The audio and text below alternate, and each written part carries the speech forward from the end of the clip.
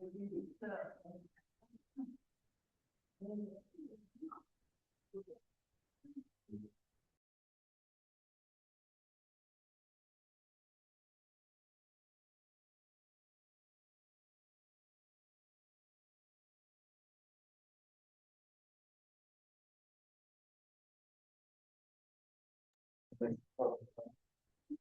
your name and you have.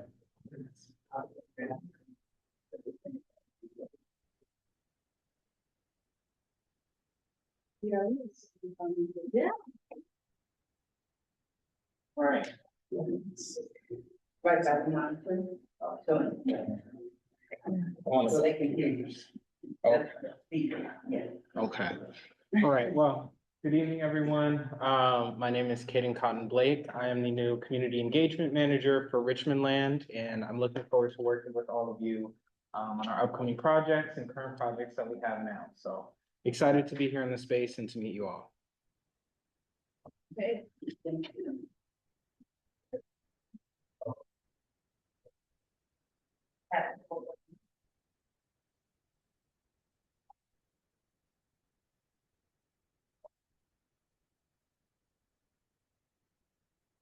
Hello, my name is Latifa Abdullah. And a couple things. First thing as a resident, I just want to keep this top of mind and maybe we'll hear from the sheriff today about an update. So street sweeping is still an issue in North Richmond. I saw the vendor today kind of going around the cars. So I just want to keep it top of mind and hopefully we'll get an update on that today. I wanted to, two things. As far as the North Richmond Farm, you all know that I work with the North Richmond Farm. I wanted to let you know that the CSA is back and we're just kind of starting the year. So we're delivering fresh produce. You can have them delivered to your house. You can pick them up from the farm at 323 Brookside Drive. And if you need more information about that, I'm the one to talk to. The back to school program is back.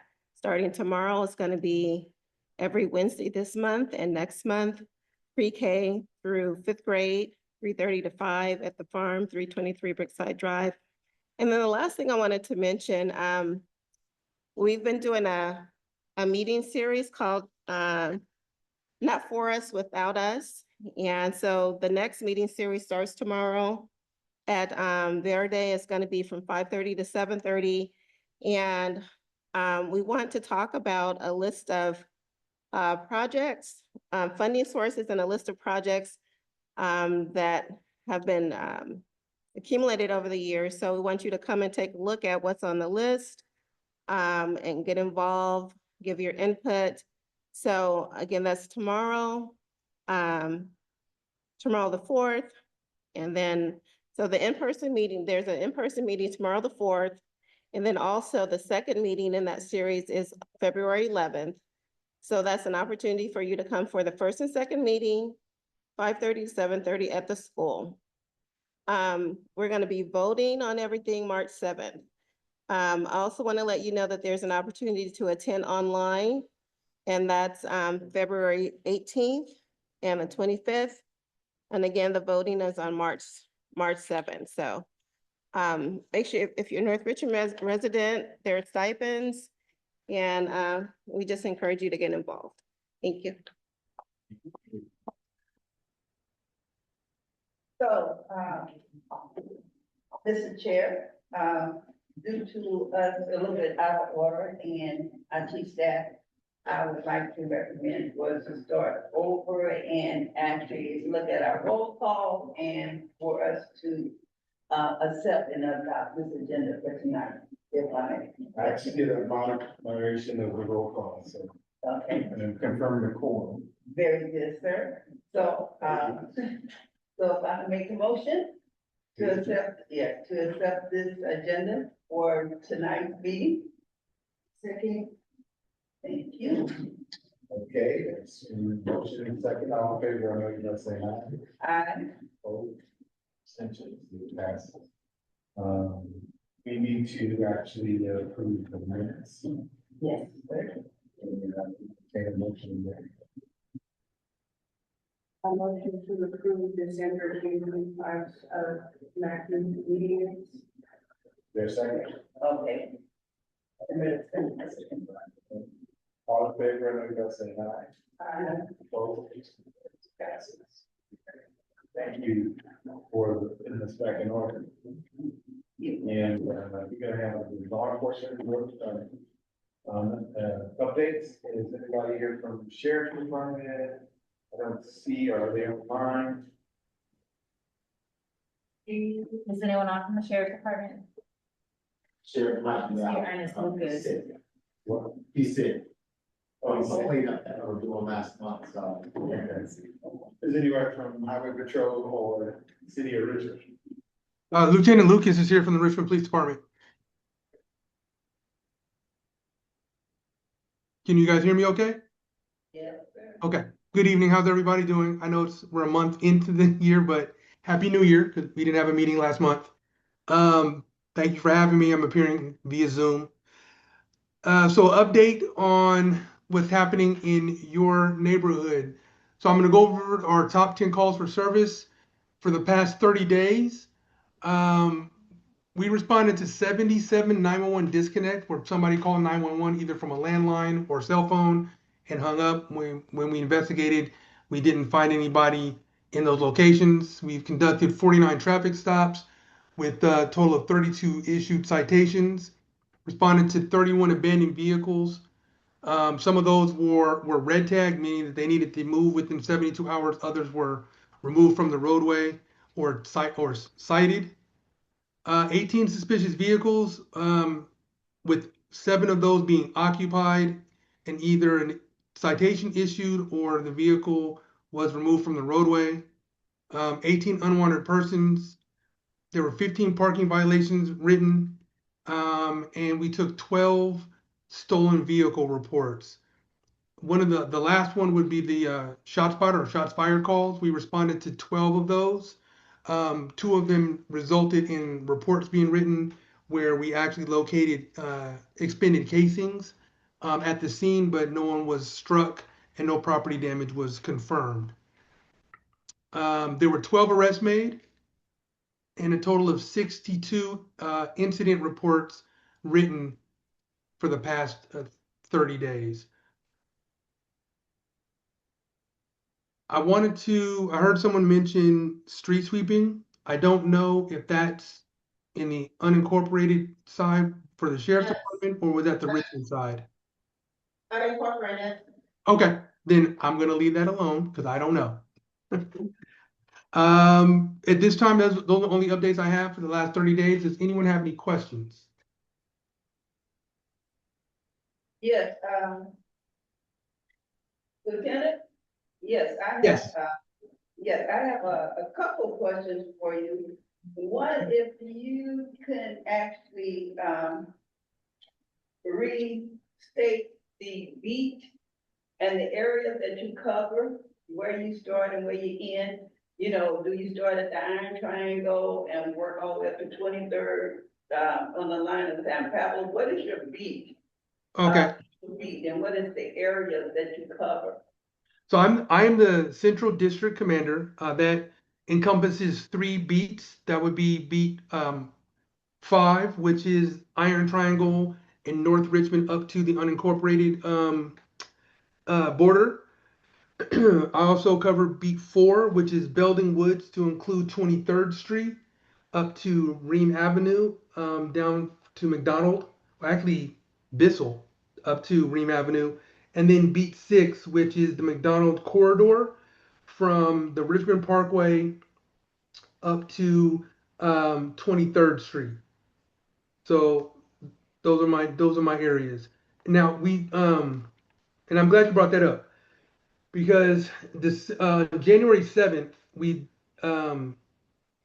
started our new patrol deployment, and there's been some movement in regards to officers being assigned to different districts and different beats.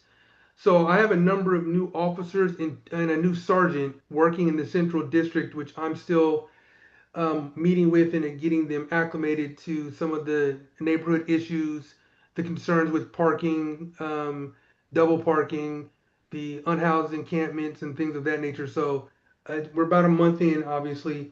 We're a little over a month in now, and so there's still um, some training that's taking place in regards to getting them up to speed on my expectations in regards to the districts. Did I answer your question?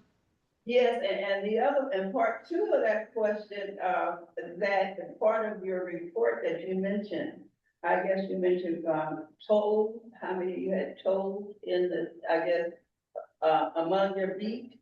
Was that a summation of the total, your total different beats?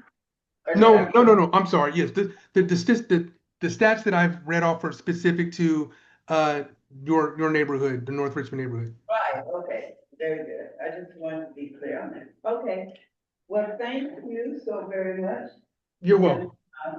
Mr. Chair. Any other questions? All right, thank you for your report. You're welcome. Have a good evening. Department is here. Yes. Good evening. Brian Fitzgerald with the Sheriff's Office. For the month of January, there's 324 calls for service, which generated a total of 21 reports. There was a recovered stolen vehicle,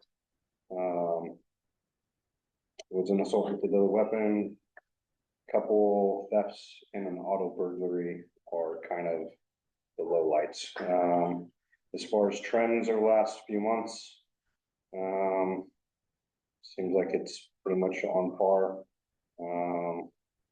We had an assault with a deadly weapon in November, not in December. 2 auto burglaries, just over the last 2 months, so 1 per month.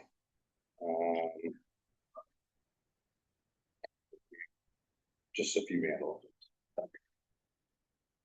Any questions? Anybody? How many actual total thefts?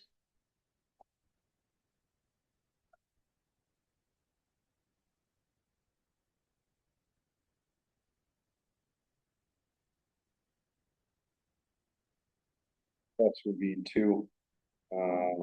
There was the auto burglary, which is classified differently, but if you include that.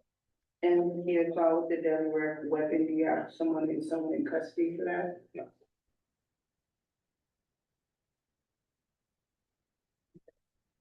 Okay, I have a question for you, Sheriff. Yes.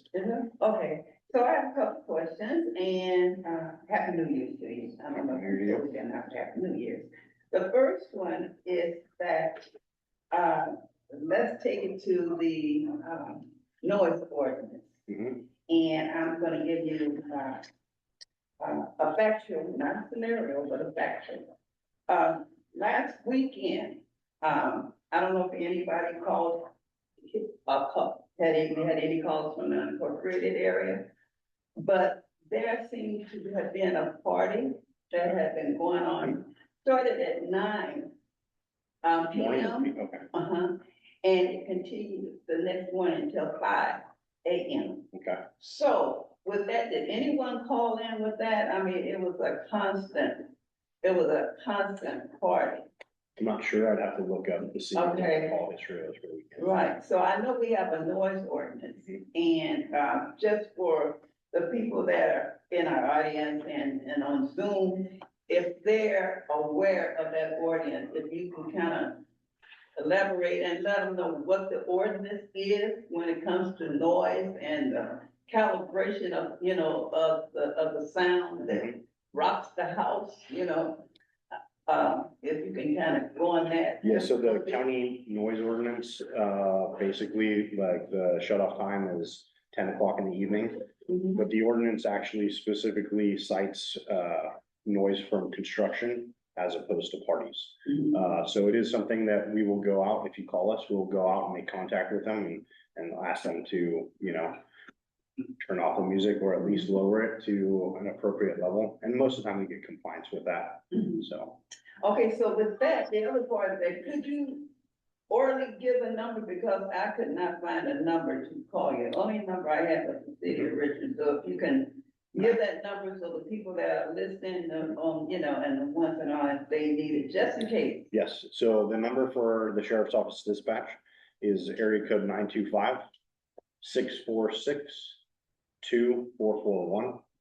That will take you to a phone tree, and if you need to talk to a dispatcher, if you press 0, that'll get you directly to them.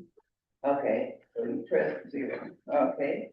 And the other one is that we do have ordinances for, and I don't know if this would be you or if it would be another department, but a lot of the dead ends that are connected to our creek Mhm. area, right on the backside of unincorporated area. A lot of times with those dead ends, a lot of individuals have the tendency of blocking where it says, do not park, Mhm. you know, due to if they have to go in there, you know, if it's a fire or whatever, that it should be open. So I was just wondering about that ordinance, does it still stand, or did it have a limitation on its lifetime for being an ordinance, or do you have to go back into and have that ordinance back in place? Because I know a lot of the dead ends on Birdie has cars parked that actually blocks the gate in order for you to go in, and physically go and look into the creek. I'd have to double check is to make sure that ordinance is still It's still, stands. okay, Now, as far as like the, vehicles that are blocking there, even if the ordinance is still in effect, and I'll get back to you next month on that. okay. If the vehicle's parked on the roadway for more than 72 hours, it can be towed just for that purpose. And the reason that I'm gonna be quiet, because we have a lot of, if I could say this, where I know where I'm at, it was an ordinance, and that ordinance it didn't have an expiration time, because due to years ago, being at the end of the corridor, it was set fires, they would steal cars and set them on fire. Yeah. So this is how that ordinance came. Okay. So it said, no parking, you got all these signs, no parking, toll away, but people still park. So I just want to know if that ordinance was still in effect or if it had expired. Okay. Okay, I'll get back to you next month, but I will definitely get our CSOs and our resident deputies to go patrol that area and start marking cars if the ordinance is in effect, and if it is, then we'll start towing for that. okay, thank you. Do you, have any data on any, like, one calling for the noise ordinance on industrial? Because I'm always hearing loud and fast from the business. I have to look it up. Could you say your name again? Fitzgerald. Were you doing, you met at our last meeting, I was not. okay, I apologize for that. so will you be the person that's here on a regular basis? Generally, yes. Okay. All right, so, I'm looking to get an update on the street sweeping. Mhm. Still have the email that I sent in 2017. And, so in the unincorporated area, the cars are parked, they don't move on the things street sweeping, so the vendor just kind of goes down the middle of the street, or if you look at the, I saw on the road today and on my street, I'll just kind of go around the cars and really think it's a waste of resources until we get the enforcement for the cars to be moved. Okay. So, I don't think it's right for that vendor to be paid. And, he's not really providing a valuable service at this. And I think it's like, because it has been an ongoing issue for many years, Yeah. right? And so, with the prior lieutenant and deputy, mitigation deputy, we did come to an agreement, right? Because, the sheriff department doesn't have like a parking enforcement wing that can come out, from my understanding, right? To come and like ticket people, but there's been, enforcement used for specific streets, you know, so the agreement with the past deputy, and he did do it a couple of times before he got transferred somewhere else, was that he said, when it's street sweeping, if I'm available, I will enforce a random street. You know, I'm not gonna tell people what street it is, so people just move their cars. And so we gave him kind of high priority streets, you know, like main corridor streets. And then some streets that had, a lot of, asks from residents, requests from residents, you know? And so, He was able to do it a couple of times and we did have people come and say, I didn't know you were enforcing, like, I got a ticket or whatever. And so, and that, before we even did that, we did a whole campaign where we sent out it, we informed people in the newsletter saying, hey, we're gonna start enforcing randomly. So please, park your car, we fixed all the signs that say street sweeping, so people can see clearly when, that was happening. And so we did like a whole initiative beforehand, before we even started enforcing, so it was like, you know, we waited a lot of months of letting people know it's gonna happen, it's gonna happen. And I think that, I find that that was the only way people were starting to move their cars, because we had block ambassadors in the past that went and put signs on people's cars, letting them know, hey, the street sweeper's coming. You know, I think the watershed project had a block ambassadors in the past, and another initiative as well, through the North Richmond Green. So we've tried the route of resident leaders informing other neighbors to move their car. Unfortunately, that didn't work. People still didn't move their car, still we're kind of left in the same predicament. So, you know, I think you know, I'm happy to talk more about this later, but, I find that that's kind of what ended up working, you know, on the city of Richmond side, they have a parking enforcement wing, so they're out here, you know, when it's time for street sweeping, they enforce, I know, I live in Richmond, I got a ticket, I move my car. So I think we're gonna have to have, unfortunately, like, you know, the same kind of enforcement or something similar, given the capacity, understandably, you know, it's not gonna look the same, but I think something is better than nothing. Yeah, and that's something we can pick back up again. I mean, what are the dates? What's the day of the week or? I'm happy to send you all of that. Yeah. We'll follow up, yeah. And just one other caveat, and then we're gonna, I don't know whether, but one of the other things that, was the problem was the fading of the signage itself. They figured, well, if I can't read it, you know, if I can't read it, it's not plain, therefore I can continue to park. So that was also, was to have Public Works to start looking at the signage. Because with us being, when neighborhood watches, a lot of the signs have started fading out. And it was time for them to have them to be repainted so that it would be visible, so anyone would have that problem saying, well, I don't know what day it is. You know, the street sweeper is coming out, you know, so that was one thing that was deterrent for people to say, well, I can't read the signs, so, you know, so that has a lot to do with it also, to look at these signs, you know, for Public Works to come out and look at the signs. So it's all the signage and the signage. enforcement. Right, once you get the signage, yeah, and it's readable, But you know, Miss that's Annie, it. we were told by Public Works that they did go out and fix them, but you're not seeing that. Right, well, this is, I'm gonna go visit my. Is that when we were having our conversation Yeah. at the same time? Yes, a while back. Yeah, cause we told Michelle, like, if we're gonna start enforcing, we need to fix the signs, and so Right, she informed us, I don't know, for Green meeting that they went and and the signs are there, the sign, oh, but well. if that's not what you're seeing, then you Oh, need well, to remember. It might be my eyesight, I'll go and look again, okay? Kind of look. No, I'm gonna look and see, you know, I don't wanna get anybody, you know, if I'm wrong, but, Mhm. if it's faded and it's saying, do, and then it's got, and it's got, okay, that's what it is, that's the way it reads, okay? And Yeah. I'll look at the characters of this. Any other questions? No, nothing from Zoom, okay. Thank you very much. Okay, thank you, Sheriff.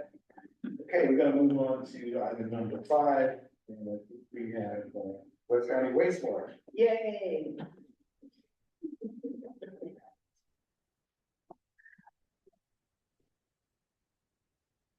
Right, while my presentation is pulled up, Chair Gilmore, Vice Chair Kim Meredith, member of the council member, and the resident. My name is Judy Chen. I'm the Planning and Support Manager with West County Wastewater. Glad to see our board director, Kim Meredith here. So, and thanks Tanya for inviting me to this meeting. Thank you so much. Yeah, so today's topic, I would like to talk about partnering for a cleaner future. Okay, we as a West County Wastewater, we provide wastewater processing services. But without partnering with the residents, right?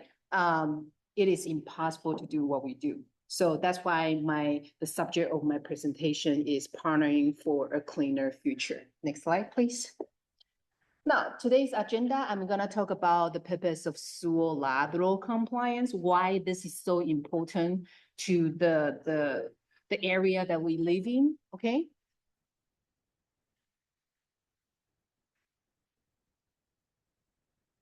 And I'm gonna talk a little bit about who is West County Wastewater. We're gonna have some understanding of where is our service area, responsible wastewater management, sewer lateral compliance, incentive program is a grant funding that we have available for the resident in our service area. And the last but not least is the contact information, right? A lot of residents want to know that, hey, I heard about this incentive program, who should I contact? So I will have the contact information at the end of my slideshow. Next, please. All right. So the purpose of the sewer lateral compliance program, there's a purpose, right? So it's to protect the public health. It's really important, public health. It's environmental stewardship, right? It's maintain private sewer lateral compliance to protect our environment. Is to prevent spills. No one wants spills, right? So we don't want any wastewater to spill anywhere. Keeping waterway clean, right? We have a Wildcat Creek, in our service area. We want to make sure that our waterway is clean. We want to ensure the reliable wastewater system, not just for today, but also for the future. Okay, next slide. Now, this is our service area. West County Wastewater, we serve a portion of city of Richmond. We serve the entire area of city of San Pablo. We serve entire incorporated area of the county El Sobrante, and we serve a portion of city of Pinole. Okay, next. Now, we do have about 249 miles of gravity sewer. We have about 17 lift stations. Now, when you see the mountain up there, right, we need the lift station to pump those wastewater. So we have about 17 lift stations out there. We have 6 miles of pressurized force main. So if there's a lift station, we need to have a force main to support those wastewater. So we have about 6 miles of pressurized force main. We process about 12.5 million gallons per day. That's a lot of wastewater, right? Now, and that is just for the average dry weather flow. So you're gonna ask, why do I mention dry weather flow, right? So if it's the wet weather flow or it's a raining season, we're gonna have about twice as much. Now, here's the question. Do we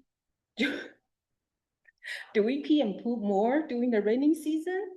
No, it's not, right? So I'm gonna talk about why we get more wastewater coming into our system during the raining season. And that's something that's very important that I want every resident to know. Next slide, please. Before we move on to the incentive program and knowing why the raining season has more wastewater coming into our treatment plant, let's talk about what not to flush to your toilet, okay, to the sink, okay? Now, FOG stands for fat, oil, and grease. We cook, right? Fat, oil, and grease. Do not drain down into your kitchen drain because that will block your sewer lateral.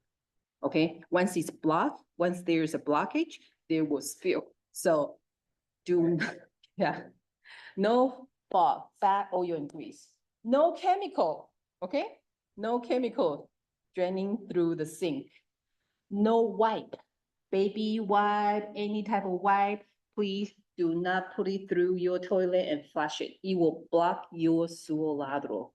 Okay, once it's blocked, everything will block up and pick up, so you won't be able to flush your toilet, right? Medication, expired medication, right? It's just easy to dump into a toilet. Please do not, okay? So those are type of our everyday household items that we tend to ignore and just make it easy to dump into the sink or toilet. So just remember that do not dump this through the wastewater system. Next slide, please. Now, you're gonna ask, so how about those chemical? I cannot drain it through the toilet. Where should I properly dispose that, right?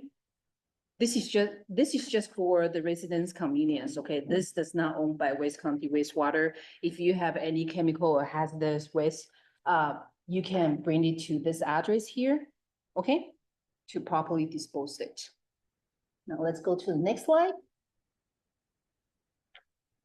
Going back to the sewer lateral. So people gonna say, what's sewer lateral, right? And what's my responsibility, right? Because Waste County Wastewater, we maintain the sewer main on the street, right? So what is the sewer lateral? Do you see the house there, right? Anything that shows green all the way to the main sewer line, that's the responsibility of the property owner. Okay? That's called lateral, okay? Next slide. Now let's talk about why raining season has more wastewater coming into our treatment plant, okay? It's called high inflow and infiltration, okay? Do you see the broken pipe? Okay, so next slide. Now, this is the map to show you where we notice that there are more flow coming in during the raining season, okay? So a portion of the North Richmond is part of the high INI area. There's a portion of it in city of Pinole. There's a portion of East Richmond High. It also has high INI. And so for those areas that has a high INI, inflow infiltration, we actually offer more incentive program to encourage the resident to look into their sewer lateral and see if there is any deficiency, okay? And if they do and they need to repair or replacement, Waste County Wastewater actually offer more incentive to help the residents. Going to the next one.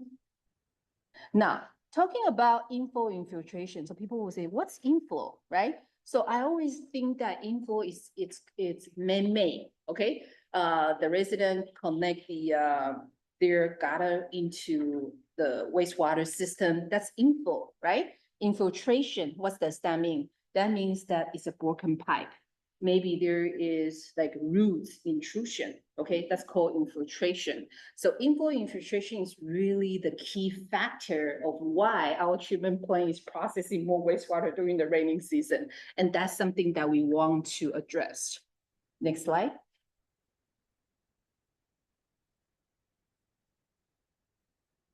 Now, before I talk about the incentive program, I want to take this opportunity to thank the Waste County Wastewater Board of Directors for approving the PICE program year over year to support the residents. This is the crucial incentive program that helps the resident when it comes to repair or replace their sewer lateral. So for those high INI area, high inflow infiltration area, the resident can receive up to 4,500. Okay, depending on the length of the pipe that they replace or the depth, right? Yes. And for those that all other area, they can receive up to $3,000 for the replacement. Okay. Please.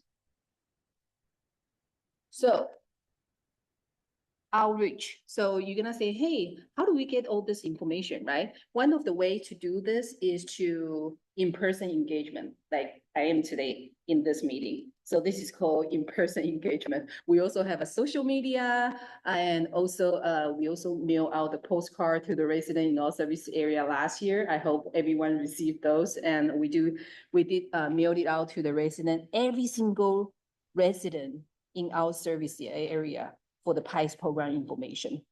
Next. Okay, this is just an example of the social media that we posted on the website or LinkedIn or Nextdoor. If you happen to be on those social media, you can search for Waste County Wastewater.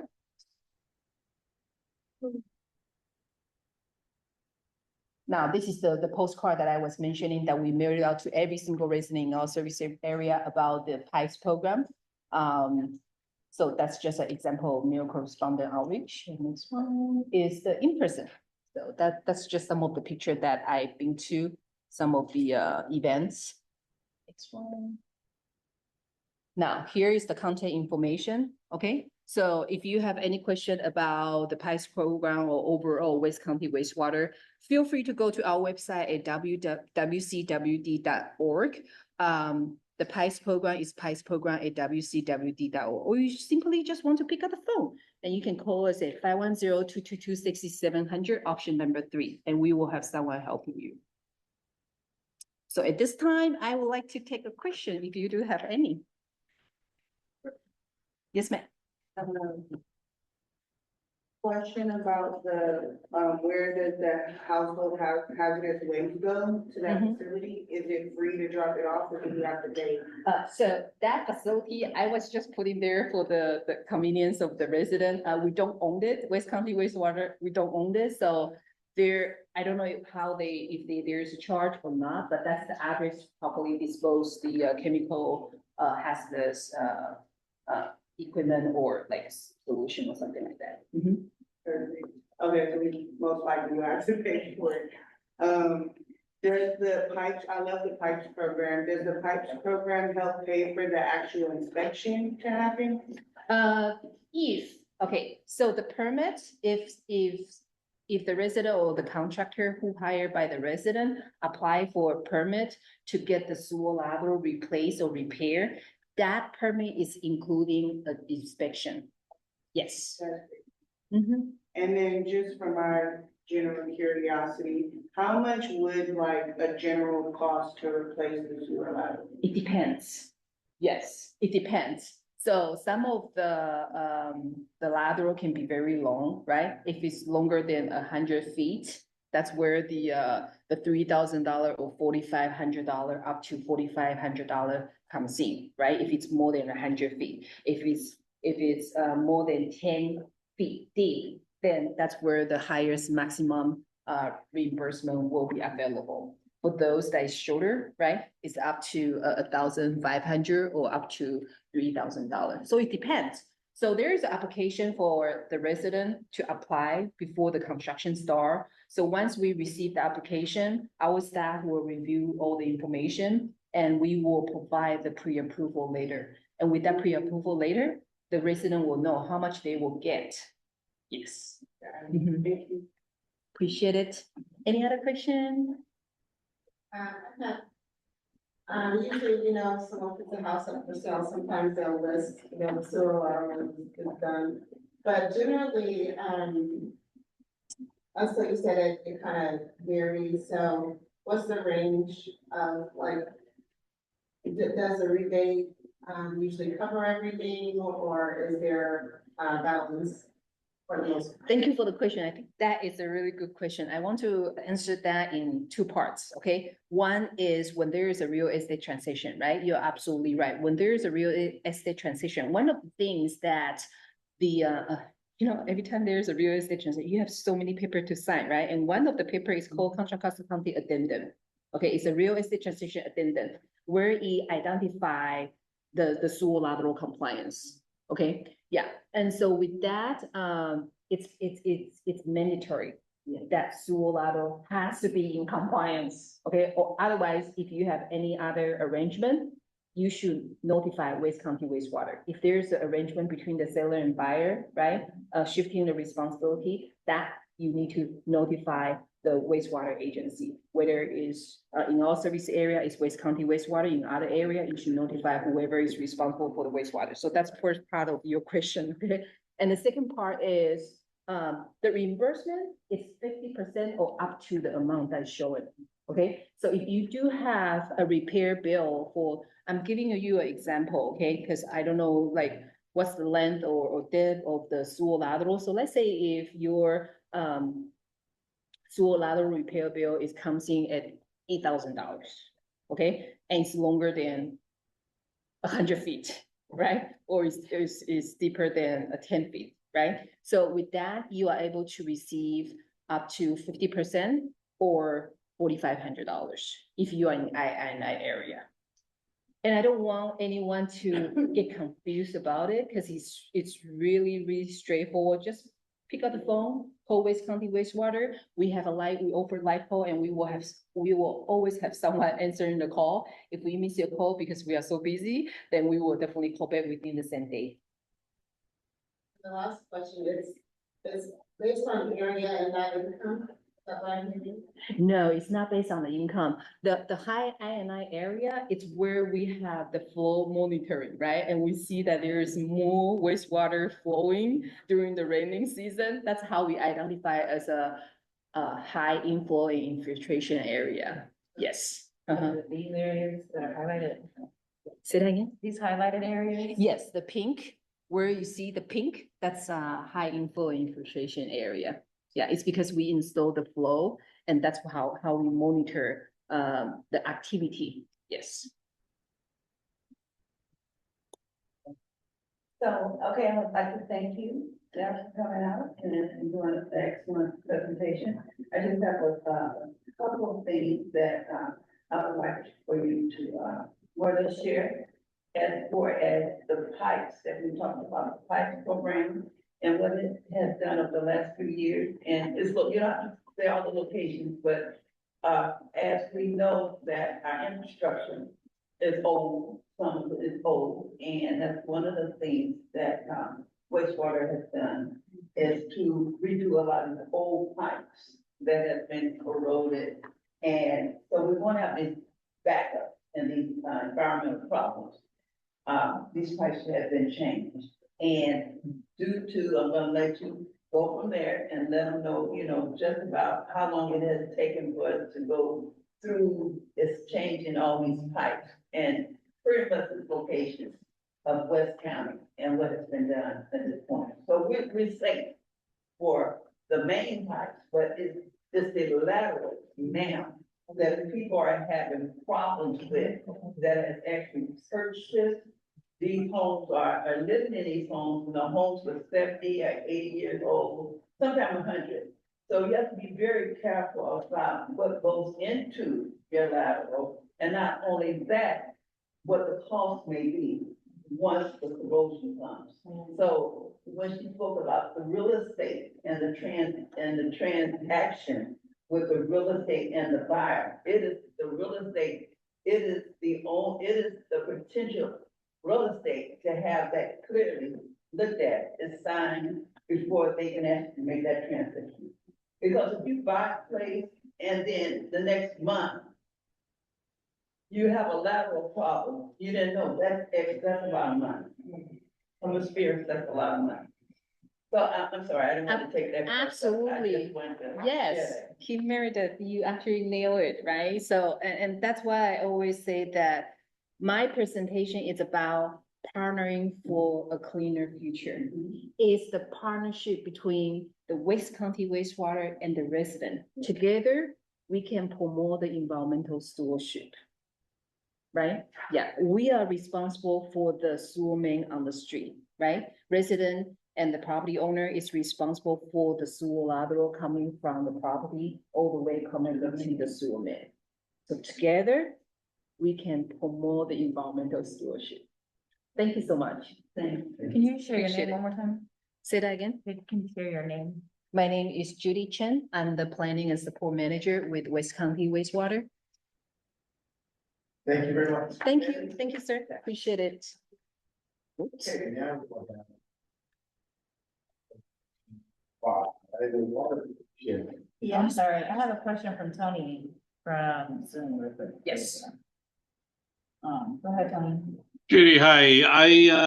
My name is Tony Usaferi. I'm with the Housing Authority of Contra Costa County, and it's interesting. We were talking about the real estate transactions. This sewer lateral issue just came up in one of our transactions, and I'm wondering, does it apply to public agencies as well, or is it just applies to everybody? And or are we exempt, or we're trying to get some responses and haven't been successful in this quest so far. So I'm glad you were here tonight. At least now I can reach out to you maybe this week, but do you have any information about something like that?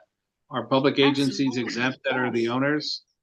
I don't think I have seen the exemption in the PICE program guideline, but you can definitely send an email to me or to my PICE program, and we can definitely look into that. It's probably the very first time that I have a government agency asking for the incentive program. But the program, again, I want to reiterate that the program is for the resident and also for the commercial as well. So if you are the property owner, you will be able to apply for the program. But Tony, your case is very special, so reach out to us and let's talk about this. Okay, do they have your contact information and? Yeah, so the contact information, PICE program, it's PIPES. Oh, that's for program. you? Yeah, if you send that Okay, email to this I got it. address, and we will have someone responded to you. Okay, Tony? Super, thank you. Appreciate your time. Any other question from the Zoom caller? We good? Thank you again. All right. Thank you. Okay. Appreciate it. And here's the question. Do you think we can give something?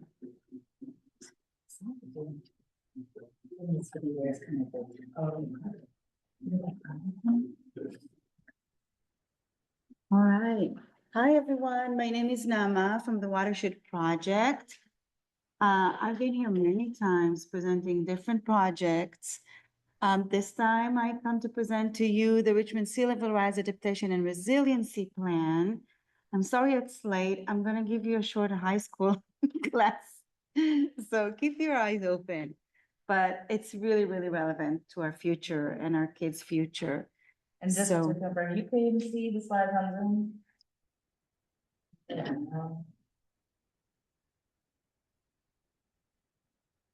Are Zoom callers able to see the slides? Yeah, we can see the slide. Yeah. Okay, perfect. Thank you. Okay, next one, please. Next one. So I don't know if you know this, but the city of Richmond, of all the Bay Area cities, and there's a lot of cities, has the longest shoreline, 32 miles of shoreline. And because of sea level rise, which I'm going to very briefly talk about next, our shoreline are increasingly more vulnerable to sea level rise. Next one. So the city has launched a community-driven effort to develop a shared vision and clear pathway for implementation that build resilience for Richmond residents against coastal flooding. So that's a program I'm going to speak with you about today. It's a planning project with a focus on planning, and I'll talk about the next phases as well. Next one, please. So this is part of a larger effort that every city and county in California that has a shoreline or to the ocean or to the bay needs to come up with a plan for how they're going to be less vulnerable to sea level rise, needs to come up by the year 2034, I think. Yep, next one. And the city of Richmond is one of the first ones to do that because we're really vulnerable to sea level rise. And this plan is funded by we're working on a guidance that has been developed by the San Francisco Bay Conservation and Development Commission, or as we all know them, BCDC. Next one. And it's funded by the Ocean Protection Council, just the planning component of it. Next one, please. The partners are, of course, the city of Richmond leads this project, and then we do the community engagement. Methuen, if you're familiar with them, they did the design for the fish passage and trail enhancement. They're the design firm, and then we're working with ESA, who are the engineering firm. And then there's others that work on compliance and funding, and it's a lot of work. Next one. All right, so this is not the first time I came to speak with you all about sea level rise. And actually both Princess, Annie, and Latifa have been part of the North Richmond project, right? So I just don't want everyone to be confused. Because of this new legislation, everyone needs to work on a plan. The first one to do it was the North Richmond plan to protect actually the West County wastewater facility, yeah? So that was the first one, and we're just starting on the second phase of that one. And then this project that is ongoing now is for the city of Richmond. And then very soon, we're starting one for all of Contra Costa, which will include North Richmond and the city of Richmond. So just not to be confused with that. Next one, please. So we're talking about a planning project. The planning project has two main components. The first one, this is the first phase, which I'm coming to you with, which is to look at the vulnerable assets. That is, we're kind of working with the engineers and the designers to map what's vulnerable along the shoreline, but we're going to all of the communities we can, especially the priority communities. North Richmond is, you'll see why very soon. And we want to ask you, did we get it right? Did we map all the vulnerable assets? Are there any other things we didn't think of? Polluted sites, schools, roads, markets, whatever we need to protect first. That's why we're doing this process. And it's an opportunity for the community to have their say on better understanding what to protect first. And then once we're done with that, we'll design some implementation approaches and we'll come back and ask you, what do you think of the approaches? Which one you prefer? Next one.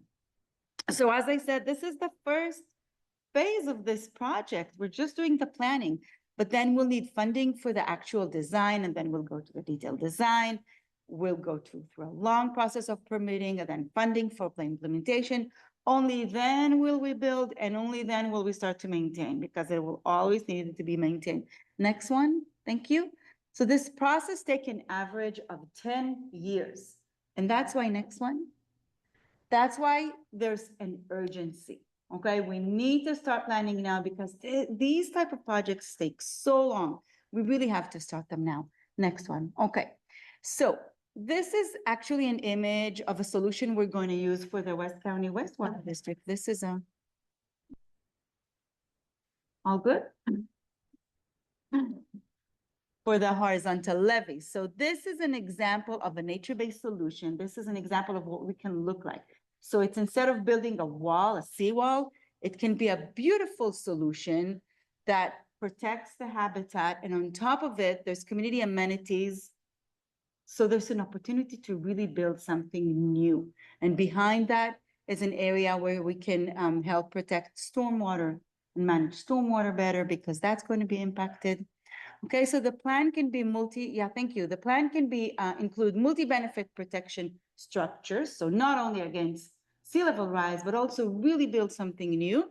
And then inland, there's a lot of other things we're thinking of. We're thinking of changing land use policy and looking at transportation and utility systems to adapt them to sea level rise, building in adaptation strategies, emergency response. All of that will need to change. Next one. Thank you. All right, next one. So you're all familiar with this? What is this? It looks like a beautiful scenery, but you know what this is? Yeah, that's our Chevron refinery. That's from their website. Since the Industrial Revolution, 1850, Earth has warmed in 2 degrees Fahrenheit. That doesn't seem like a lot, but only this change has already caused our climate to change. So most of the warming happened over the last 40 years. Next one. The most recent decade was the hottest on record. Next one.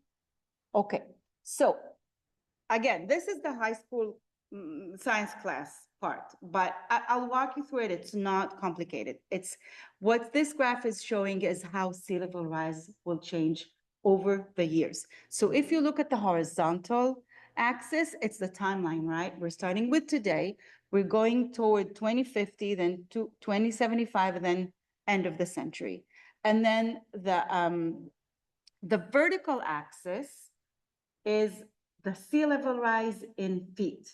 And as you can see, the increase today, where we are today, we haven't increased, like sea level rise has not increased by much. But there's this period in time in about 20, 30 years where there'll be an acceleration of the sea level rise for us. You know, there's areas around the world that have been feeling it much stronger in Alaska and Florida and Texas and the East Coast. We've been very lucky. We've been very fortunate. We don't feel it yet, but we're going to feel it. This is what the models say. So these are prediction of what it's going to look like.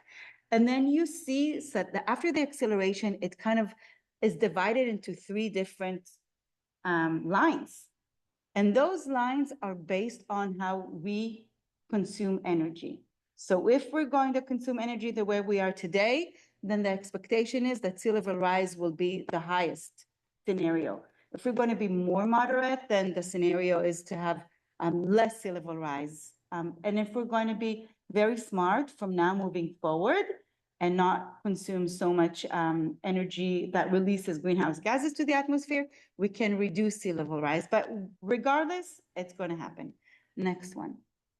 So moving forward, I want you to look at two timestamps. One of them is what will happen by 2050. And we anticipate that by then, the sea level rise for us here in Richmond will be less than a feet. And then by the end of the century, we anticipate that it'll be about 6.6 feet. And we're going to look again at those numbers. Next one. All right. So it's important to understand what sea level rise is, or no, what shoreline flooding is. When we talk about shoreline flooding, there's actually a combination of three things that can cause flooding. One of them is sea level rise, but even without sea level rise, there's coastal flooding. There's high and low tides, and high tides can be sometimes really, really high. And then there's storms that bring really big waves. But if you add sea level rise to that, then our current systems don't know how to deal with it, okay? So sea level rise will increase coastal flooding. That's already natural. Next one. So these are photos that I took at the Richmond Marina. On the right, on the left is a day with low tide. This was actually last Sunday. And then on the right is the king tide event we had earlier this year in January. And you can see how strong the tide is. If you look at the lower ones, I don't know if you can see, but there's a structure. If you know that structure in the marina, you walk through there, you can go and you can go on the water and stand, and there's this round structure that you can stand in the middle. Look, during king tide, you can't even see it. Right? So if you're thinking of adding sea level rise to that, look, the water reaches the boardwalk. So if you add just a bit of sea level rise, that means that during king tide events or during storms, we can't use the boardwalk. Next one. The last thing I want to show you that is related to flooding is how sea level rise impacts groundwater. So groundwater is below the ground. It's water that is always below the ground. And in our area, it's kind of really close to the ground level. Sometimes when there's strong storms, maybe your houses, maybe your garages, or if you have any crawl spaces, they flood. But what happens with sea level is when it rises, it will push groundwater up, and then areas that are even remote from the shoreline can get flooded. Okay, so it will impact all of us. Next one. All right, so let's look at Richmond. Let's see what will happen in Richmond and where the predictions are. So how will this affect our shoreline? We have really unique ecosystems and development around our shoreline. There's natural ecosystem, like I can't see from here, I'm sorry, come close to you, like Dodson Family Marsh and San Pablo Creek, Wildcat Marsh, Point Isabel, beautiful natural areas that we're going to lose them with sea level rise because those areas are going to be flooded. And then as sea level rise continues to grow, groundwater rise will mobilize underground contamination. That is a severe vulnerability, especially in Richmond, because a lot of our shoreline have, old sites that have a lot of pollutions, and we have a lot of industries. And as groundwater rises, then we will have those pollutants going into the water and contaminating larger areas. And then as it will continue to rise, we'll get flooding of the Bay Trail and some waterfront parks. And this is something relevant to the previous conversation we heard. You know, the reason the wastewater district facility is located where it is because it needs to be on the lowest point in the topography. So it's easiest to drain everything and bring it to the wastewater facility. And the reason that in all over the world, wastewater facilities are located next to the shoreline. And even today, during high tide, they say that they already feel backup. Now think what will happen with sea level rise. That's why the first thing we are working on is the West County Wastewater District. But there's other districts. So if you look at that lower image, you'll see that these are pipes, that drainage pipes, either from wastewater facilities or from stormwater. And if they'll be underwater, then that means, you know, backup in our systems, either stormwater that will come in streets or wastewater. Okay, let's go to the next one. Thank you. So I want to explain what sea level rise looks like, because, you know, sometimes people ask me, is it like a tsunami? Is it dangerous? And it's not in that sense. It doesn't come in a wave. It's a very slow, gradual rise. So what you see here is the current day situation, but during a really, really big storm. Let's say there's a big storm. The dashed areas are the areas that are going to be flooded. So if you look on the left, there's an image of the average sea level rise, but because there's a storm, the water is higher. And you see that there's this dad and father that are standing today just on the shoreline, and only their toes might get wet because of this big storm. Let's go to the next one. This is 2050. So by 2050, remember, we're expecting a 0.8 feet sea level rise. The same father and child are now standing on the shoreline. The child is an adult, the father is an elder. And you can see that the flooding area will be deeper and deeper, right? Covering more and more areas because of sea level rise. The next one, this is the end of century, okay? The dad is not with us anymore. The child is an elder, but these are our kids, remember, okay? Maybe it's not us, but it's our kids and grandkids. The shoreline is not there anymore. With sea level rise, the shoreline will move inland. It will not be in the current location. And you can see the lighter blue color showing flooding all around that line. And you'll see where North Richmond is in a minute. Can you go to the next slide? The reason this area in Richmond is going to be flooded with sea level rise is originally, historically, it was a mud flat, it was a wetland, and it was dried in order to build a lot of neighborhoods on it. So it's not a surprise. We had, you know, these are actual maps from 1895. So we know what this area looked like. And the area between Point San Pablo and where Point Richmond is now was an island. And so the first area that's going to be flooded with sea level rise is those neighborhoods. Let's go to the next slide. Okay, so I want to talk with you about what we need to protect. And this is what we need, like this is the phase that we're asking you for feedback, asking you, what do you think are the priorities? What are the neighborhoods that need to be protected first? Let's go to the next slide. So the yellow dot is North Richmond. And what you see here, and I want you to freak out, but what you see here is how it will progress. The flooding will progress, right? So the light blue is where we'll be at the end of the century, only with a big storm. But that means that this situation may happen, and that's what we need to plan for. So think of where you are located and think of this area being flooded. Think of how you would go to work, how you would go to school, what's going to impact your day-to-day life under this situation. Let's go to the next slide. So I want you to think about what's most vulnerable to sea level rise in your community. How will sea level rise impact your day-to-day life? Let's go to the next one.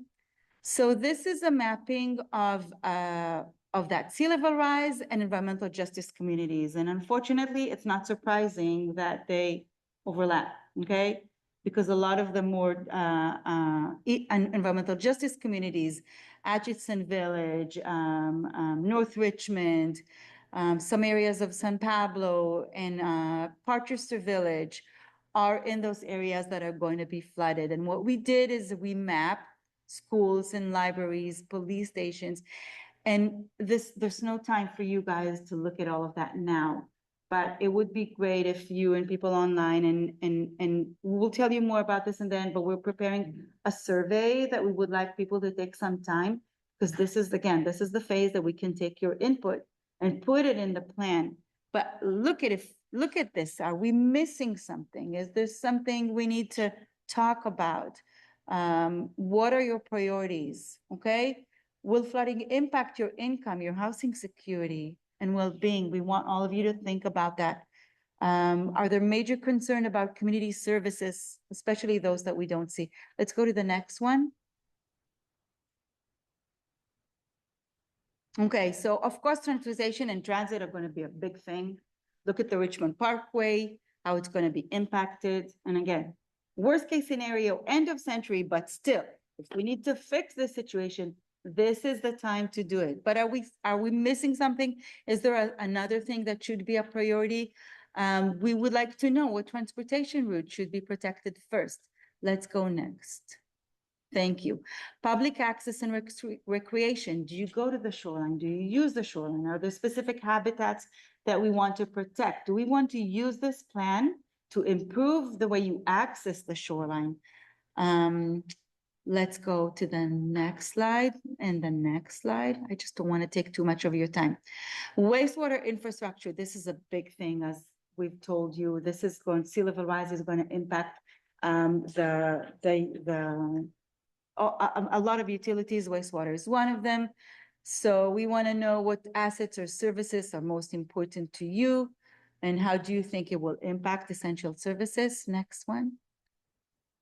So critical energy and infrastructure are going to be impacted. Next one is stormwater structure. We talked about that as well. Next one. And then contaminated site. So there's a lot of knowledge the community holds about where there were historically sites that might be contaminated soils, and they're going to be impacted by sea level rise. And that's one of our focuses, because we need to try as much as possible to clean those areas before sea level rise occurs.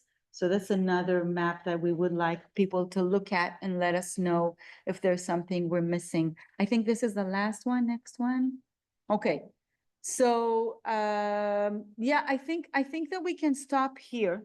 I think that what I want you guys to know that first of all, this is not a situation that's happening only here. It's global. We're doing a smart thing. We're starting to protect ourselves as soon as possible. It's a long process. We need to start it here. We're very fortunate that it's a very collaborative and open process with the community. And it's also an opportunity for growth. It's good to start things with a fresh idea of how we want to see them. How do we want to see our shoreline in the future? Do we want to see storefronts? I don't know. Do we want to see more parks and recreation? So I know that if you have a moment or if you have something to say now, I'd love to hear that. But also we'll be sharing a very short online survey where we put some of these maps, and so you can sit comfortably, look at the maps, assess them, and give us some feedback. And of course, we'll be back again for the next phase. Okay? Thank you. Okay. Okay. What's your name? Yeah. My name is Naama, Naama. Are there any questions online?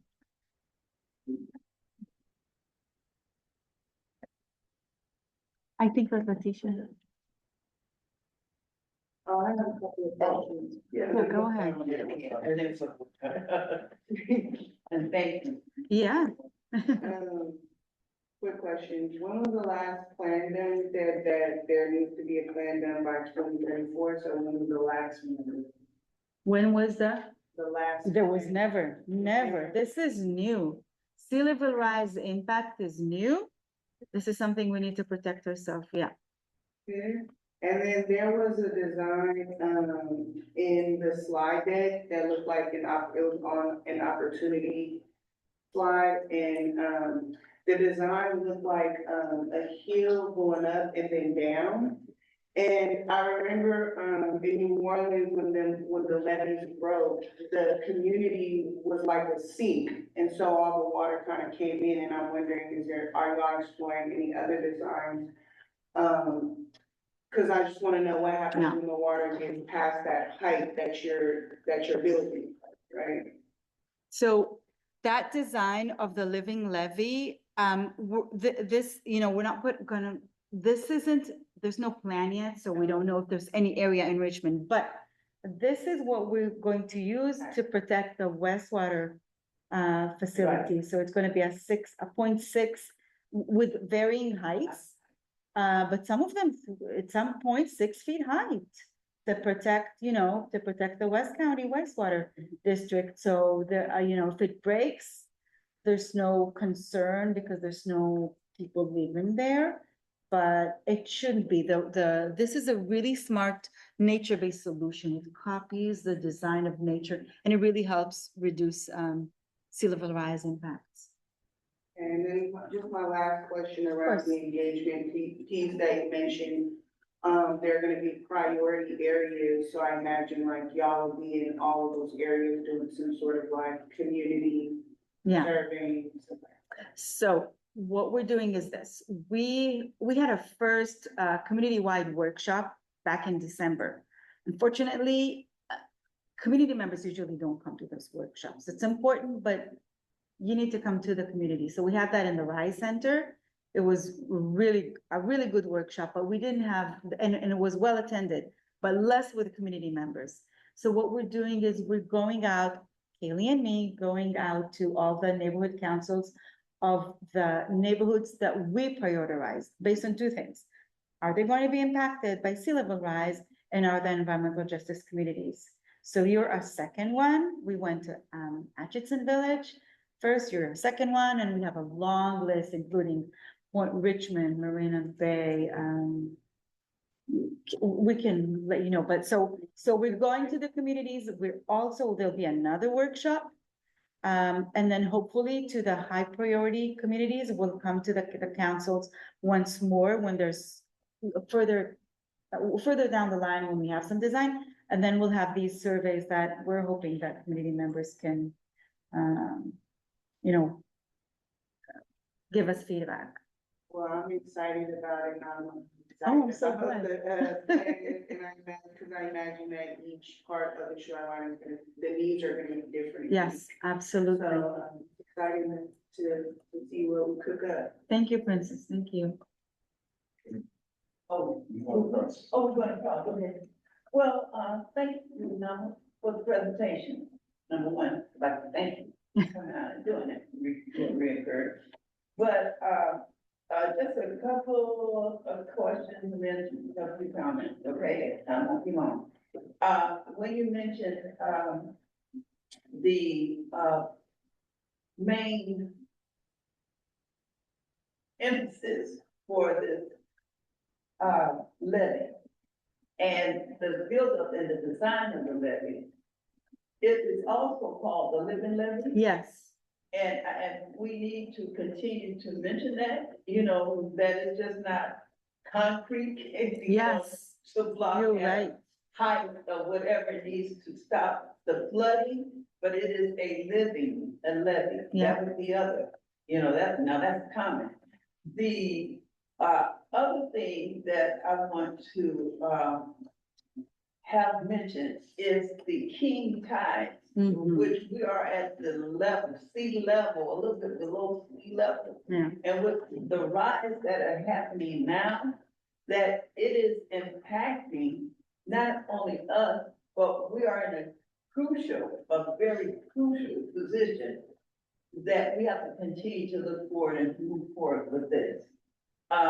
As we're looking at, as I think we first started to look at the concept, we said something like, 100 years from now, Okay, but as we see, the climate is changing, it's getting closer and closer to, Right. it's not 100 years, okay? I mean, it's doing the process of elimination. And if you look at the climate, how the climate is changing, and not only us, we see more of the Bay Area. For instance, looking at the tide, the king tide, and how San Rafael, and how it flooded. You Right. know, they had ideas floods, but never like that. Right, The first time ever, as much water came through the West Country. And that's all over the planet, it's changing, and it's changing very quickly due to the percentage of the climate that is Yeah. changing. So we have to keep that in mind. By looking at this, looking at the levee itself, it has potential to stop or to more or less be resilient for the flood at this point, and to take in consideration that height.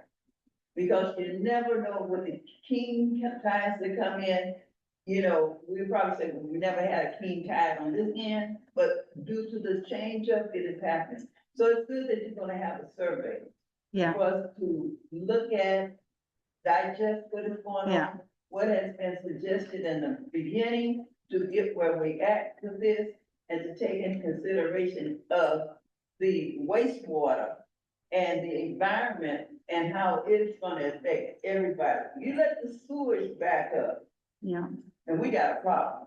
yeah, We totally got a problem. yeah. Not only flooding, but we have a health problem. So with that, I just wanted to, you know, to share that, but it's really, we really need everybody's input to really think about the consequences, because it's moving, and it's moving very quickly. Yeah. All of these are excellent points, and thank you for sharing that. So, you know, the king tides are really important because they're kind of a snapshot of what can happen in the future. So it might be just a few days, but just think of not being able to use the Richmond Parkway or the I-80, or, you know, get to the hospital if you need. These are things we need to prepare in advance. That's one thing. And then I wanted to say something about the levee. It will be ongoing maintenance for sure. But I just want to clarify that we can't do the levee for the 32 miles of the city of Richmond. Yeah, so that's why the priority, like, the plan is going to look at each, as you said, Princess, exactly as you said, they're not the same usage, they're not the same vulnerability. So the plan's gonna make, you know, understand how to best protect. And of course, there's a cost benefit analysis to that as well. And that's legit because, you know, we don't want to put all the money we have on that because we need it for other things as well. And then one more, then I'm hurt because it. I might be wrong. I don't know if this is the right, you know, if this is the right form to ask you this question. But does this pertain to any of our ladders for our salmon, or the settlement, or does this have anything? I mean, I know it does, but I mean, we would be collectively looking at our ladder, what we call it, ladder? The fish ladder, the Yeah. fish ladder. Yeah, Salmon's one of them. Yeah. Okay? And I know that we have a lot of segments. Yeah. You know, that was like 6 feet deep, right. you know, so is anything that we're gonna be looking at, you know, in our clear. Yeah. Yeah.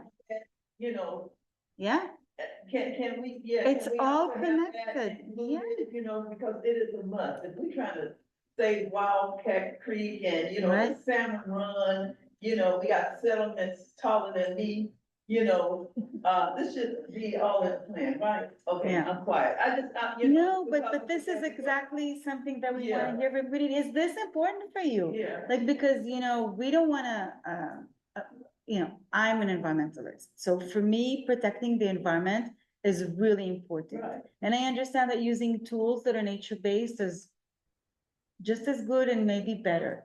And we need to protect the habitats and the fish and the wildlife, not only our homes, it's part of it. We're part of the ecosystem. And we're the cause for this, so we need to help protect. Correct. So it's all connected, but you know, it's interesting because, as you know, this is not for the city of Richmond, this is for the North Richmond, but you know that we're working to see if we can take the sediments from the fish passage to use as the base for that horizontal, for the living levee. Yeah, That'll make some good content. yeah. Yeah. That meeting at Rise was well attended, but not by the community, so who attended? The workshop? 4 out of the 5 council members, previous mayors, a lot of other agencies and organizations. We did a really wide outreach, including Urban Field, of course, multiple times. But you know, it's on a busy Wednesday evening. It's hard. You know how it is, Letitia. It's really hard to get community members. Well, actually, I wanted to find out, so I remember, I remember seeing this in the group, using that, looking levy as opposed to like concrete, and they talked about what they'd like to see on the shore. I remember there was conversation about the different stakeholders that needed to talk to the different stakeholders along the shore. So what was the end of that project, and was there, my last thought of that project was, like I said, we did this visioning, and then, will there be funding? So I'm just kind of confused on Yes. where that left off and. Yeah, so it is confusing. That's why I had that slide in the beginning showing that there's the 3 different projects, right?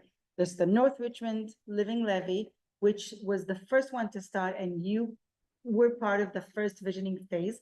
We're now at the second phase. I'll tell you about that in a second. And then we have the city of Richmond, and then we're just starting all of Contra Costa. So the North Richmond and the city of Richmond are going to be part of all of the Contra Costa, of course.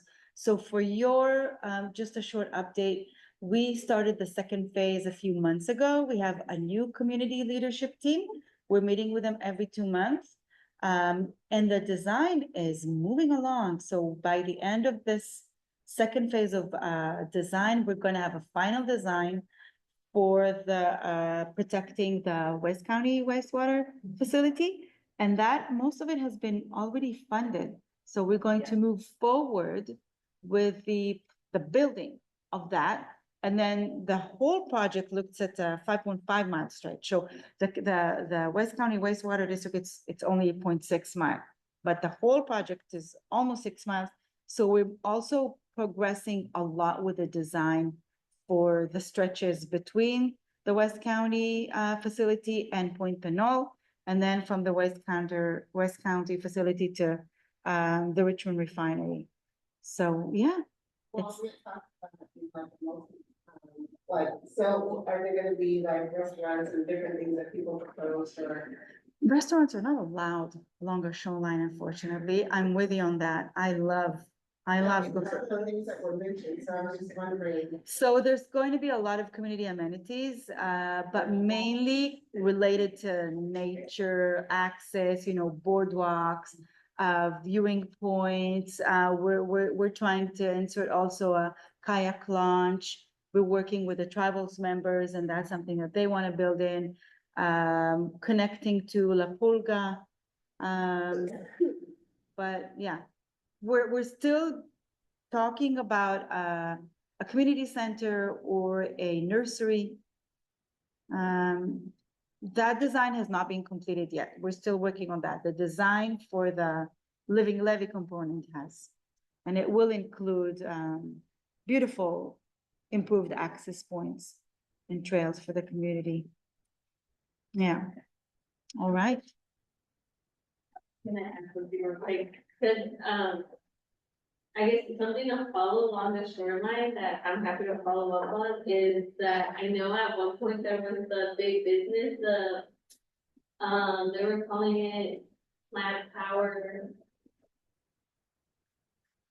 Remember all the cannabis, greenhouses that were supposed to be next to the shoreline, and they were saying that they were gonna employ as many people at Chevron and that they were gonna be on par with like that level of employment. Yeah. And it was gonna have a restaurant, and it was gonna have all these trails and everything, and so, I did check in with the city of Richmond about it to see like what the status was, and they said the project had basically gone underwater, and that they didn't see it like continuing, and so I feel like there's an opportunity there. Yeah. Yeah. Piece of land, and I saw one building go up, and I never, and maybe some other Yeah. things go up, but you know, it's very close to It is. everything else that we're Yeah. talking about, and it's such a beautiful location, and from my understanding, there was a dispute amongst the owners, because there was like two owners, and so they tried to do things separately, you know, like they're like, I'll take this piece of land, I'll take this piece of land, and I'll develop. And nothing really came into fruition, and so that may be something to keep an eye on and see, you know, what other opportunities can exist. But I know North Richmond residents weren't thrilled about the idea of the cannabis park. No. And now that it's underwater, you know, that's like a prime location for something, you know, maybe. Yeah. It is. It's an opportunity for urban development. Yeah, the thing the community wants. All right, thank you so much for listening to me at this layout. Really appreciate it. Thank you. Thank you. All right, we're gonna move into our community updates, and we'll start with the city of Richmond. Invite you.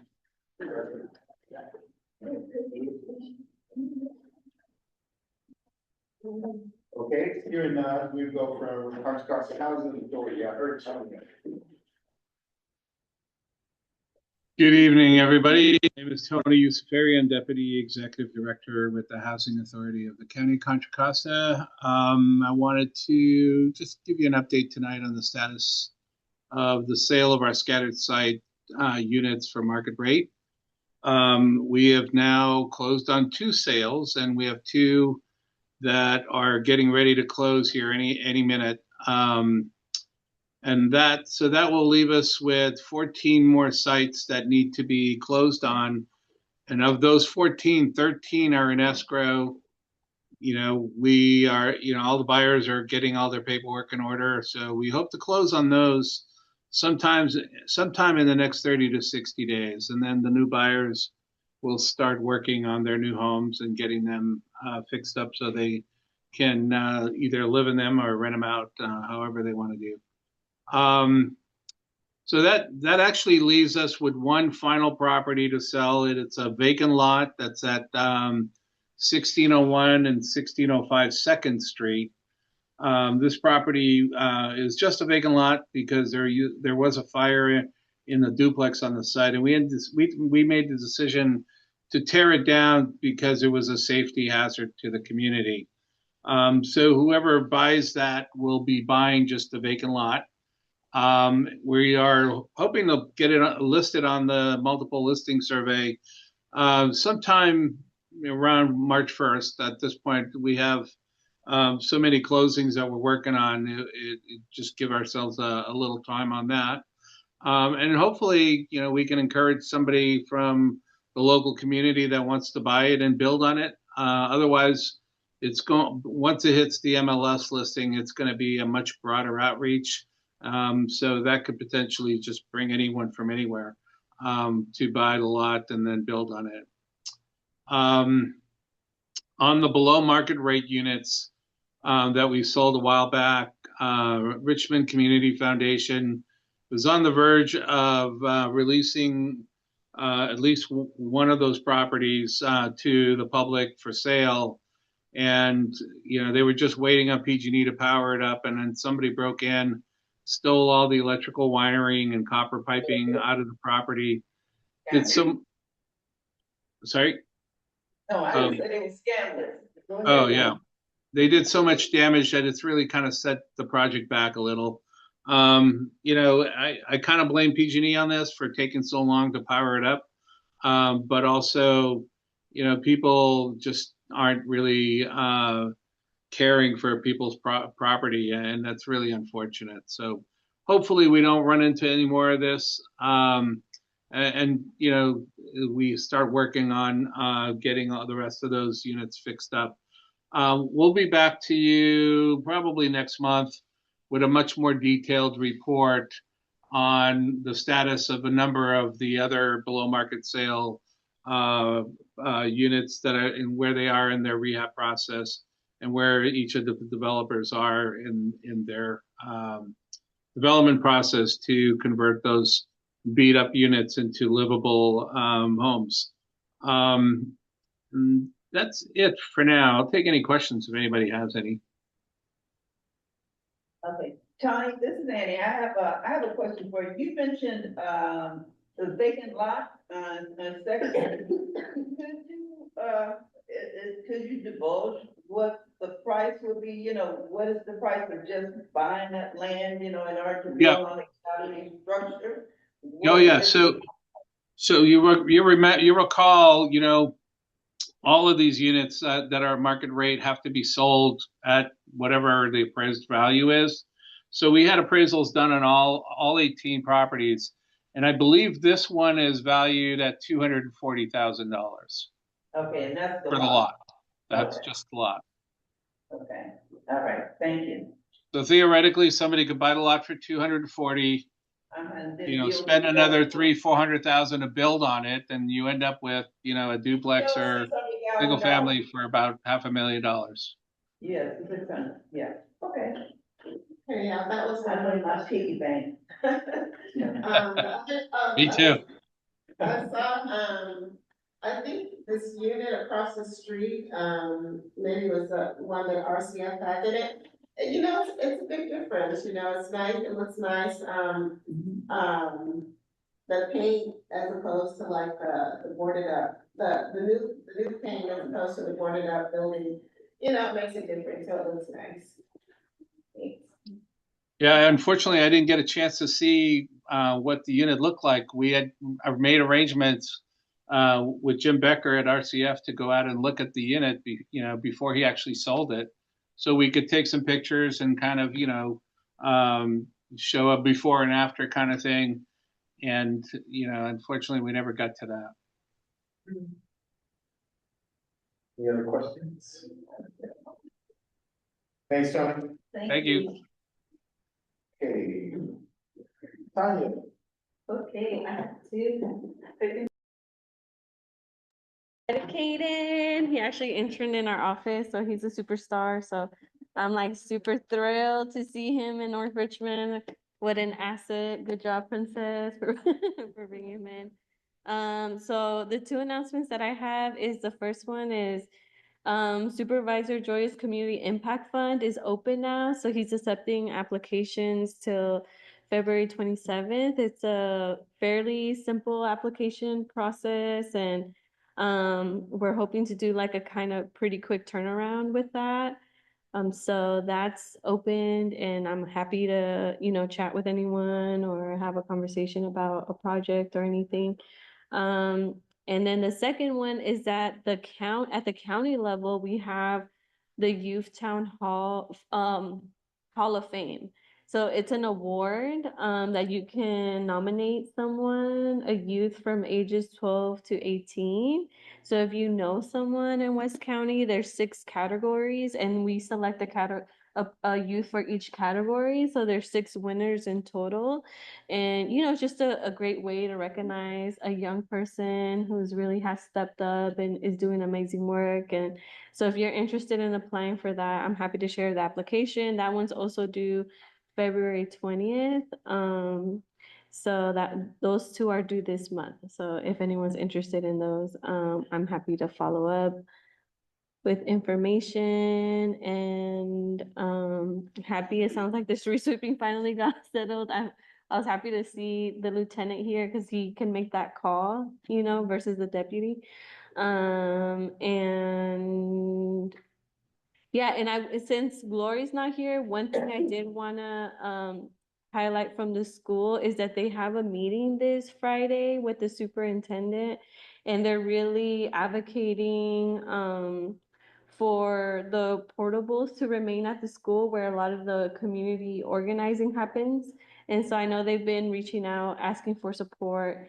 So there's 2 meetings this week at Verde, open to the community. The first one is on Wednesday for the Not Forest Without Us, and that one North Richmond residents get paid to participate in. So it's a great opportunity for them to get involved and learn about, I think we always talk about North Richmond having all these amazing plans, right? That kind of have sit on a shelf and some of them feel like they're just collecting dust. And so this is really an opportunity to prioritize those projects for the community to prioritize them, since we do have, the Bachman has these big pots of funding that are coming out, right? That's 30, in total is 90 million for the Bay Area, and there's a good chunk of that designated to Richmond.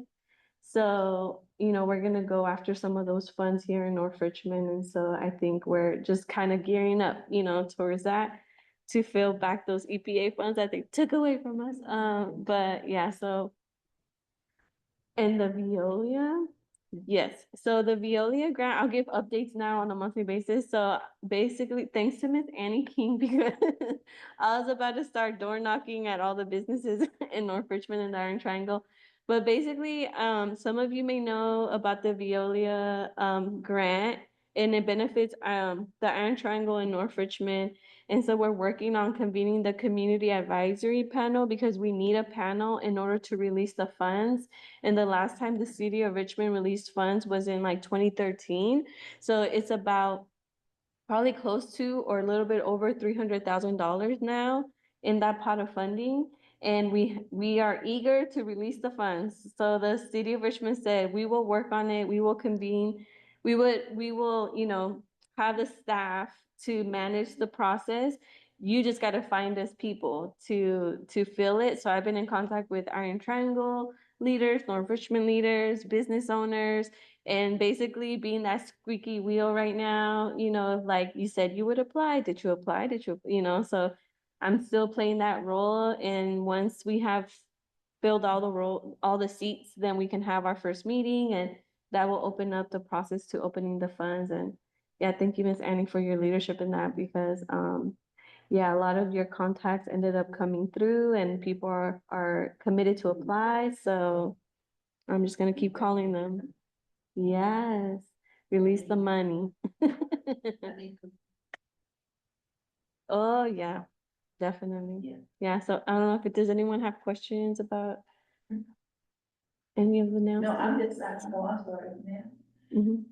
No, I would just like to commend you on your effort of really over the last month, last month, but you did go out and you did what you're supposed to do, and you did collectively get two businesses that have them in place, so we now just have to build that committee. But, surely, once that committee gets up and going, you would have the guidelines more or less in place for everybody to execute and, look at the pot of monies and get things, because it's a need. A lot of things have been on the back burner since then, and due to Dr. Clark pushing it before it was passing, that was one of the main emphasis that we asked and talked about for a long time. So I'd like to thank you for really executing it and getting that, and getting that in place so we can get that money. Yeah, Okay. yeah, definitely. Thank you. And you, we'll go to KCC before you start out, do an update on some of the projects. We're still, working through the process to, work with the housing authority to, get going with the main campus. So we look forward to that. Legacy Court, as you can see on the projection rate, we're renting up now. And, we'll have a grand opening on March 6th, so the flyers should be getting ready to go out. We just got our permits extended for the grocery store. We'll speed up our conversations with our Urban Tilt and Richmond Cooperative. And so we're trying to get that going pretty good. And let's see, what else do I got? You've done for my life. Yeah. All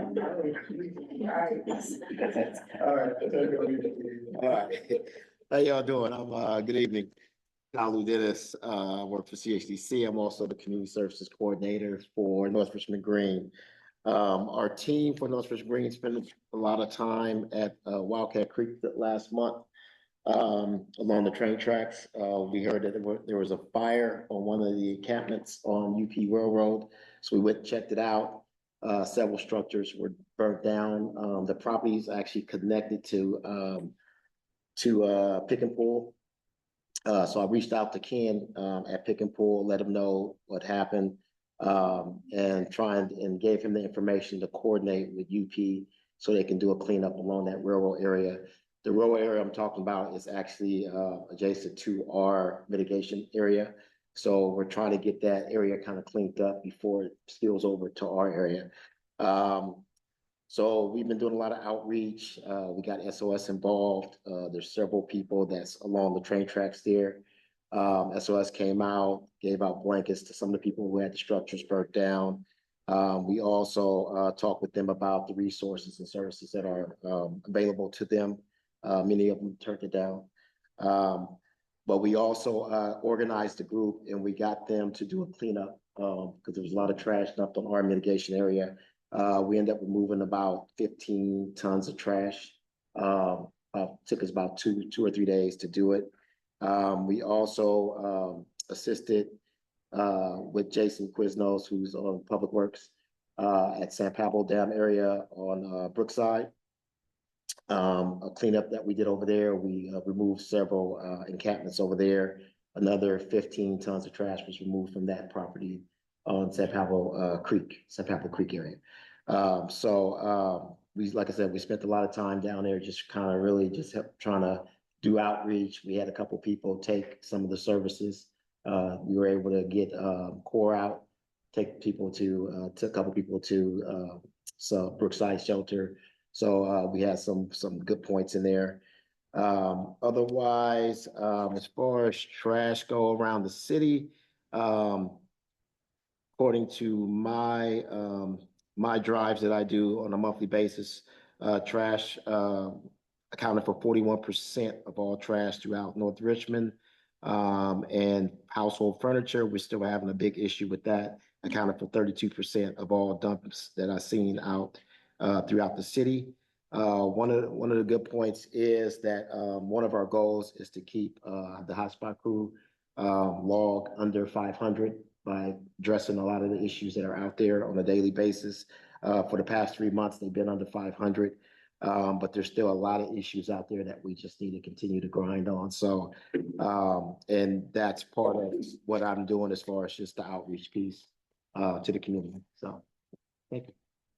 Any questions? Just one quick, just two questions, real quick. I want everybody to get about it.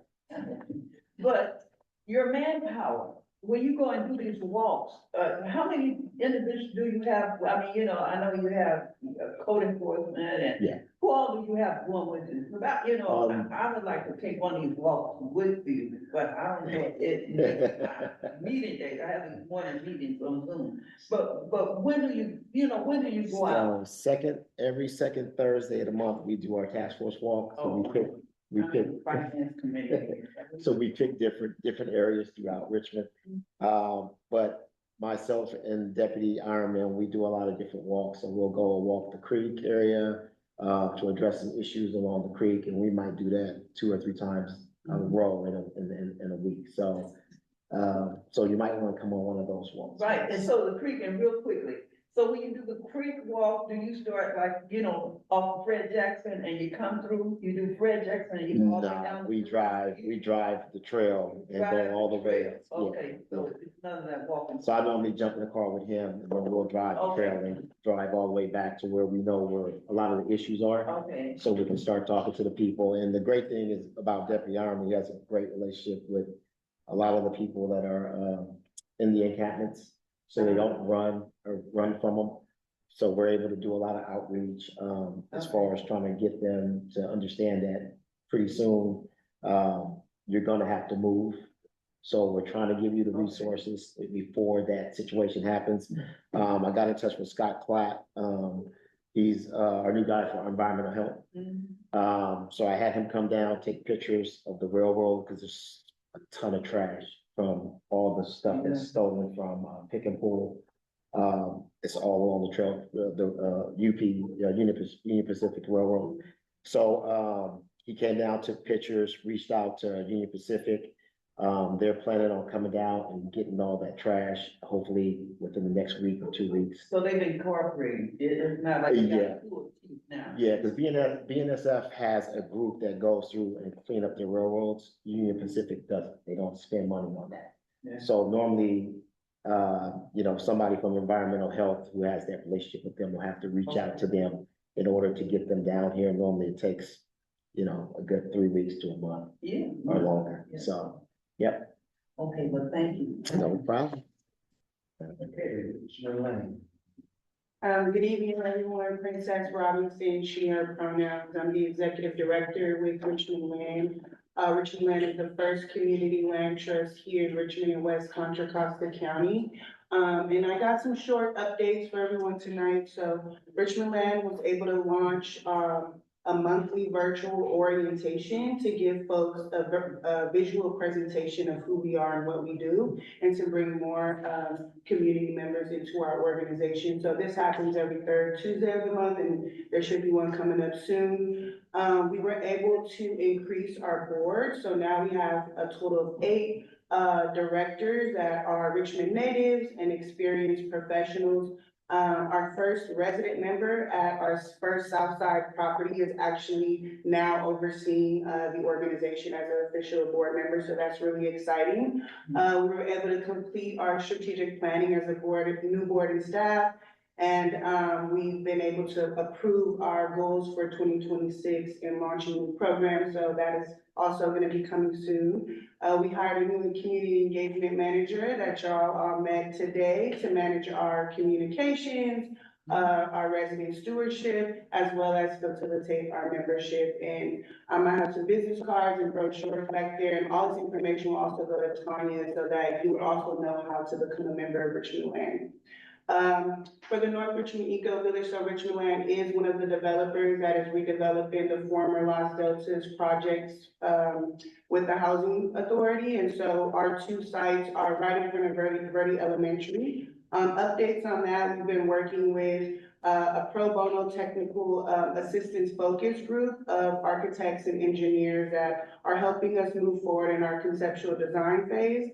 We are still trying to secure a senior partner developer to complete this actual project, so that's really easy right now. Our design program has changed to offer family units, so we're looking at 8 rehabilitated units and 3 to 4 new small cottage units for home ownership through our CLT model. So we're really excited. We're really excited to start working with the community soon, to also be involved in this project, in advancing it and moving it forward. So a lot of big news and more ways to get involved coming soon from Richmond Land. So thank y'all. Very good. All right. Okay, my name is Latifah Avila, I'm with North Richmond Farm. Tell me your name again? Your name? Oh, Katie. Katie, okay. Okay, you need to come by the farm, I'd love to give you a tour. We're at 323 Brookside Drive, 3-acre farm here. We have a community, CSA stands for Community Supported Agriculture. So you can get your fresh produce, like I said, delivered, or you can pick it up. We have, you should check out our website at urbantel.org, or our IG page at urbantel. I have a couple of positions we're hiring for. Cheryl, did you have something? Hi, everybody. Yeah, my name is Cheryl. I'm community engagement with Urban Tools. Just wanted to give like a very quick update about how we're starting to plan our Earth Day event in April alongside Kalu and other organizations. We are also continuing our ongoing work at Wildcat Creek, continuing our restoration work and starting some plants to get the planting in for when the rains come in. That's all. You expect to make some closing remarks and let you pick up from me, but not Richard Mark Austin. It's great soldiers, entrepreneurs, entrepreneur person who owned complex, Fred Jackson Way, and, his name is, Mr. Thompson, and he had a store, he had, a restaurant, he had a liquor store, several other pieces of property, and one of the things that he liked what he was doing, and we kept talking, and that project that you see, called Legacy Court was where his location used to be. And he actually was, very supportive of working with us, and he wanted to make sure that we were able to build something that would be lasting and benefit to the community. And he left his mark on the community in a whole lot of other ways. I'll let you go from there. Don, you talked about the green store. How was it before? That green store? I don't, It was white, it's kind of enough, and it was right on, yeah, it was about 3 different stores, so different complexes. right, but it was right in the, right on wood. Oh, so thank you, Mr. Chairman, thank you, Don. So as our chairperson, Don just mentioned about, Mr. Tommy, that's what we call him in the community as growing up. Mr. Tommy, and he was very knowledgeable about the community. Old soldier, that's what they say. He's one of the originals for North Richmond. Being an entrepreneur, of having the sight of having real estate and building from that, being a community advocate, to be working with the community.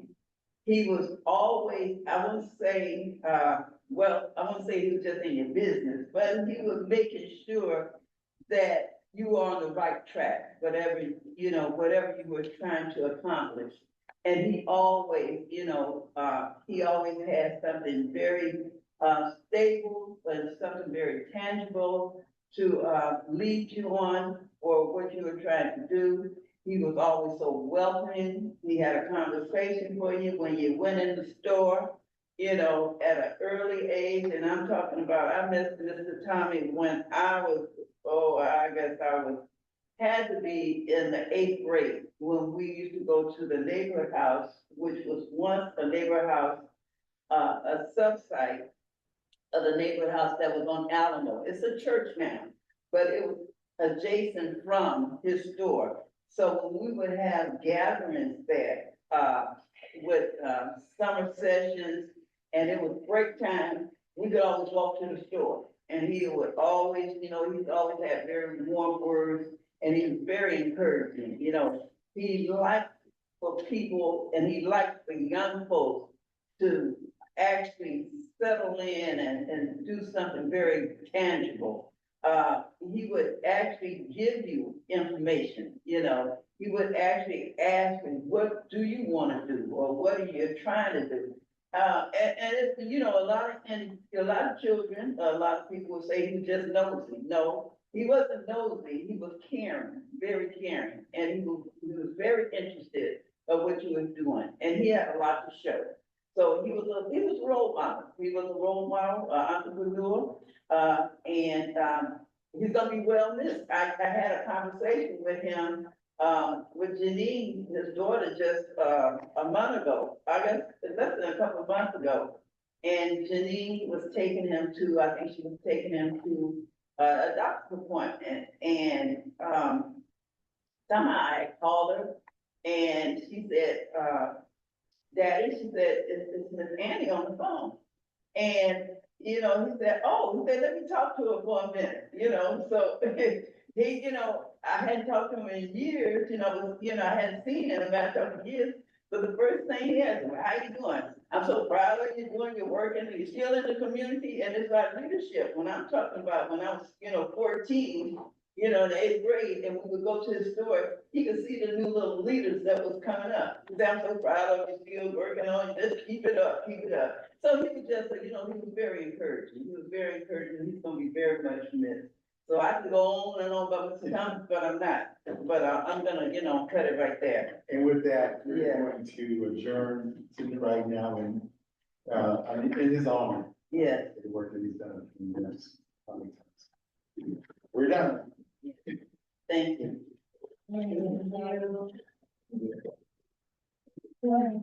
Oh, there's nothing going, there ain't no anything going, it's like a process